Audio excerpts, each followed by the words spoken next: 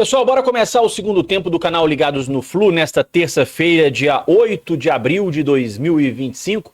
E a gente já começa falando sobre essa polêmica, nova polêmica agora, sobre o consórcio entre Flamengo e Fluminense, que administra o estádio do Maracanã. Mais cedo a gente repercutiu aqui uma notícia divulgada pelo Diogo Dantas no jornal O Globo, dando conta de que Flamengo e Vasco estariam abrindo conversas e negociações para que o Vasco pudesse passar a fazer parte do consórcio do Maracanã.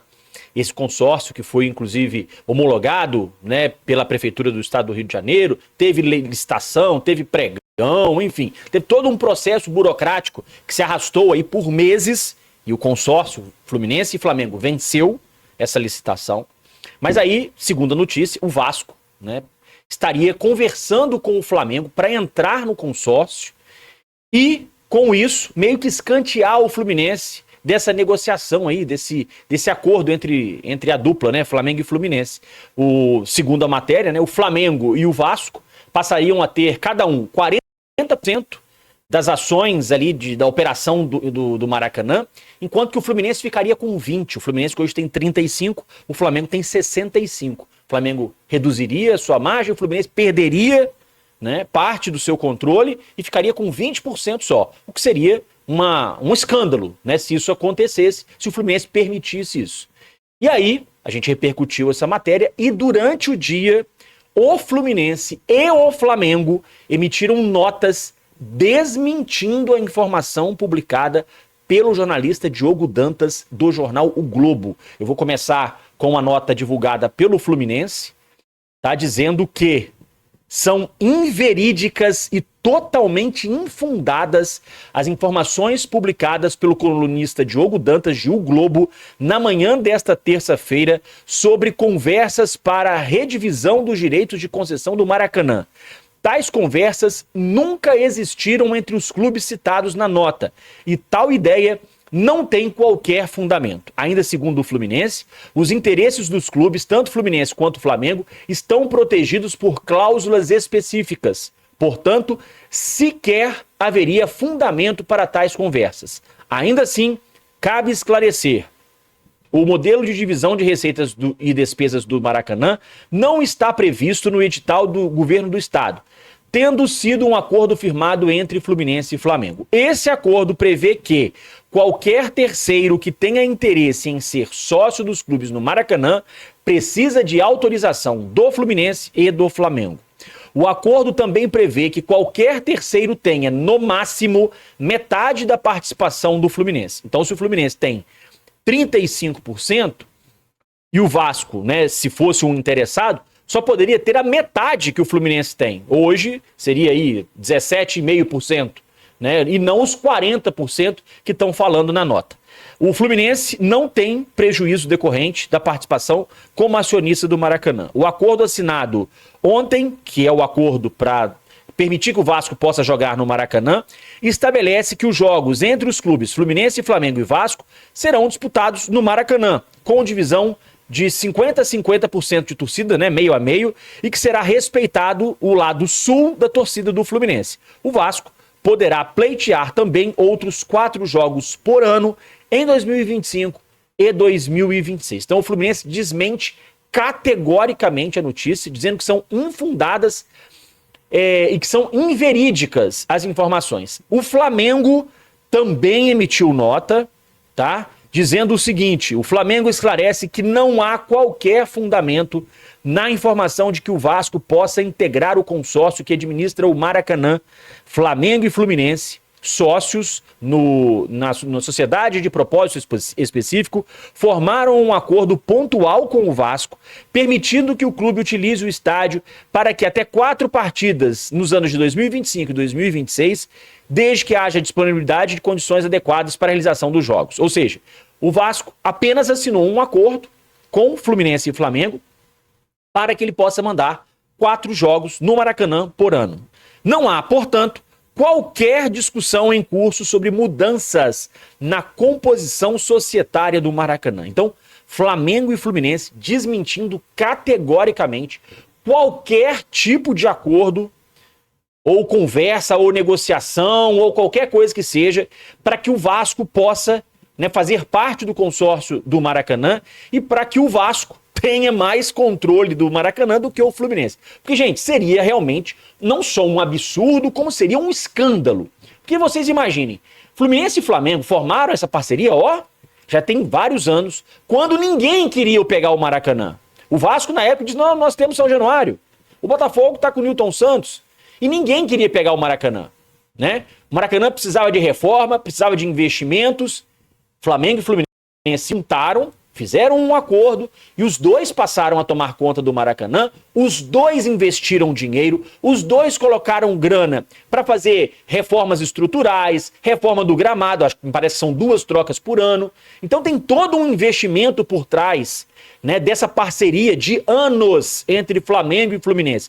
Então seria muito fácil, né, para o Vasco. Agora, depois, né, de todo esse dinheiro que a dupla investiu, depois de todos esses anos de Flamengo e Fluminense cuidando do Maracanã, fazendo a manutenção do Maracanã, vencendo a licitação do governo do estado do Rio de Janeiro, o Vasco chegar simplesmente, entrar ali como sócio e ainda escantear o Fluminense. Seria um escândalo, né? Foi até o que eu falei aqui, gente. Mas peraí, se o Fluminense aceitar isso, tá de brincadeira, né? Tá de sacanagem com a nossa cara, né? Então, assim, Fluminense e Flamengo desmentindo categoricamente a informação, né, de que o Vasco poderia mudar a composição do consórcio entre Flamengo e Fluminense. Tá? Então, achei importantíssimo a gente trazer esse esclarecimento aqui, porque realmente seria um absurdo, seria um escândalo se isso acontecesse. Bom, quero agradecer demais a sua presença, a sua audiência aqui no canal Ligados no Flu. É sempre importante para mim contar com a sua amizade. Quero pedir para você que não está inscrito ainda, se inscrever aqui no canal. Estamos pertinho aí dos 63 mil inscritos. Dá essa moral pra gente, ativa o sino para receber as notificações, que você vai ser notificado pelo YouTube sempre que a gente postar um vídeo novo e aí você vai ficar bem informado. Deixe também o seu like, deixe o seu comentário, aproveita e me diga aí o nome da cidade de onde você nos acompanha. Vamos falar de campo bola agora, gente. Antes falamos sobre o San José, adversário do Fluminense, né, na Copa Sul-Americana na quinta-feira. A delegação boliviana já está a caminho do Brasil para essa segunda rodada da Copa Sul-Americana. Eles devem treinar, inclusive, amanhã em solo brasileiro para o jogo de quinta-feira. No momento, o San José é o líder do campeonato boliviano. 2 vitórias em 2 jogos, só apenas 2 rodadas até agora disputadas, mas, né, tá na liderança, é o líder por enquanto, o time boliviano adversário do Fluminense. Na estreia da Sul-Americana, o San José apenas empatou em casa contra a equipe do União Espanhola. É um adversário bem fraco tecnicamente, o Fluminense tem totais condições de vencer bem e, inclusive, na minha opinião, poderia até mesmo utilizar uma equipe mista, poupar alguns jogadores, já vou entrar nesse ponto. Antes quero mostrar as imagens do treino desta terça-feira lá no CT Carlos Castilho, o Fluminense treinando pela manhã hoje, amanhã o treino é à tarde, tá? Tá aí, ó, as imagens do treino de hoje no Flickr, né, no site Flickr. Renato Gaúcho, mais uma vez, conversou bastante com o grupo, tá? Tá aí o Renato reunido com os jogadores, porque o Renato acabou de chegar, né? Ele tem que conhecer melhor o grupo, tem que explicar, né, como que é a maneira de trabalho dele, enfim, também, né, usar ali esse bate-papo, não só para conhecer os jogadores, mas também para deixar claro como que vai ser a questão de gestão do elenco, né, quem vai jogar, quem não vai jogar, que o campeonato, né, que a temporada é longa, que todo mundo vai ter oportunidades, enfim, o Renato tentando fazer, né, esse meio de campo aí, tentando mostrar um pouquinho de como vai ser a metodologia de trabalho do Renato daqui para frente no comando do Fluminense. E aí a gente vê mais fotos desse treino, tá aí o John Arias, tá aqui no cantinho o Nonato, o Luan Brito, né, que não tem mais idade para jogar na categoria sub-20, também ajudando no treino, o Lescana tá aqui atrás. O Vitor Hugo, herança do Mano Menezes, segue também no elenco. Outros jogadores, tá ali o Ignácio ali bem à frente, Keno, Thiago Santos, Canóbio, Martinelli, Manuel, Freitas ao lado do Manuel, Thiago Silva. E olha quem aparece nessa foto aqui, gente, Renato Augusto, tá aqui ao lado do Thiago Silva. Ó. Renato tá treinando com o grupo. Já o Renato vai estar também à disposição do técnico Renato Gaúcho. Já tem alguns dias que ele vem treinando. Tá aí o John Arias, de novo o Renato. De novo o Renato Augusto. Eu não vi nas imagens, gente. Foi Paulo Henrique Ganso. Se o Ganso aparecer, vocês deixem no comentário aí. René, Hércules. De novo, né, uma foto mais aberta com vários jogadores. Thiago Silva, Canóbio. E continuo sem ver Paulo Henrique Ganso, né, no treino de hoje. O Ganso que voltou a jogar no domingo, jogou alguns minutos. E pode ser também relacionado de novo para o jogo de quinta-feira. De novo o Renato, nesses primeiros dias de trabalho. Thiago Silva, Martinelli, Serna, né, que não jogou, não chegou a entrar em campo contra o Bragantino. Ignacio também não. O treino tem sido completado com alguns meninos da base. Enfim, tá aí as imagens do treino do Fluminense. Esse treino, né, o segundo treino do Renato nesta semana. Ele vai ter ainda mais o treino da manhã para poder definir o time. Ah, tá aqui o Ganso, ó. Pronto. Tá aqui o Ganso. O Ganso apareceu nas fotos, tá? E, de novo, o Ganso, né? Para não restar nenhuma dúvida. E o Renato, então, tendo o treino de amanhã para poder definir o time que pega o San José na quinta-feira pela Copa Sul-Americana. Eu quero só chegar numa outra imagem aqui do Renato. Deixa eu abrir o álbum inteiro. Que tem uma imagem aqui do Renato, uma outra imagem do Renato também conversando com os jogadores. Olha, os jogadores disputaram, parece que é um coletivo ou um treino tático, tá? Ontem teve coletivo, inclusive. E o Renato vai tentando aí, né, conhecer um pouco melhor o grupo. Tá aqui, ó, essa foto eu queria mostrar. Tá aí o Renato com todo o grupo reunido, conversando no treino de hoje de manhã lá no CT Carlos Castilho. Bom, gente, eu acredito que o Renato Gaúcho, para esse jogo contra o San José, que é o adversário mais fácil desse grupo na Copa Sul-Americana, eu acho que era um bom momento para o Renato poupar alguns jogadores. Thiago Silva, o Martinelli, que saiu, né, desgastado por causa daquelas vaias no último jogo, o Canóbio, que não está muito bem, Cano, John Arias, que vem dos jogos das eliminatórias. Penso que é uma boa oportunidade para o Renato poupar alguns atletas. E até para dar oportunidade, né, e dar ritmo de jogo para outros jogadores, né? Thiago Santos, que não tem jogado há um bom tempo. O Bernal tem jogado muito pouco. Lescano, Lavega, o Everaldo, né, que tá muito mal, tá precisando de ritmo de jogo para poder também se soltar um pouco mais. Serna. Então, penso eu que seria uma boa oportunidade para o Renato poupar alguns titulares. Até porque, gente, o Campeonato Brasileiro não dá para brincar.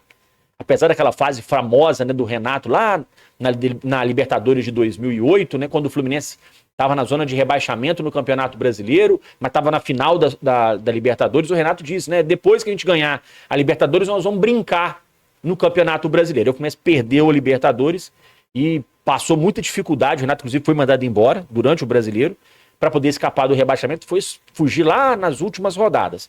Então, esse é o momento em que o Fluminense tem que pensar sim no Campeonato Brasileiro, porque não dá para brincar, gente. O Campeonato Brasileiro você tem que levar a sério, porque passam 3, 4, 5, 6, 10 rodadas, quando você vê, você já está, né, passando dificuldade. O campeonato é muito difícil, muito equilibrado. Todos os jogos são difíceis, fora de casa, dentro de casa. Tá aí a dificuldade que o Fluminense teve dentro de casa contra o Bragantino, que vive uma má fase. E domingo o Fluminense tem outro adversário que está em má fase, que é o Santos, mas que hoje recebeu Neymar de volta aos treinos e que pode ser novidade para o Santos nesse jogo de domingo. Então, acho que o Fluminense tem que aproveitar essas próximas rodadas do Campeonato Brasileiro, em que o Fluminense tem vários jogos seguidos no Rio de Janeiro. Vejam bem, o Fluminense joga contra o Santos no domingo no Maracanã. Aí viaja no meio de semana para pegar o Corinthians, lá em São Paulo. Na sequência, serão mais 3 jogos no Rio. Contra Vitória no Maracanã, Botafogo no Newton Santos e o Sport de novo no Maracanã. É o momento para o Fluminense pontuar, gente, e fazer um campeonato brasileiro tranquilo. E com essa tranquilidade, dá para levar melhor as competições, né, as Copas, Copa Sul-Americana, Copa do Brasil. Amanhã tem o sorteio da Copa do Brasil. O adversário mais difícil da terceira fase, com certeza, é o Ceará, que está no pote 2, o Fluminense está no pote 1. Então, acho que esse é o momento para o Renato poupar alguns jogadores, dar oportunidade para aqueles que não estão jogando, até para o Renato conhecer melhor o grupo. Vamos ver, amanhã é o último treino, e aí a gente vai saber qual vai ser a provável escalação para o jogo de quinta-feira contra o San José, jogo às 9h30 da noite. Pessoal, é isso. Obrigado pela presença, pela audiência, grande abraço e até a próxima.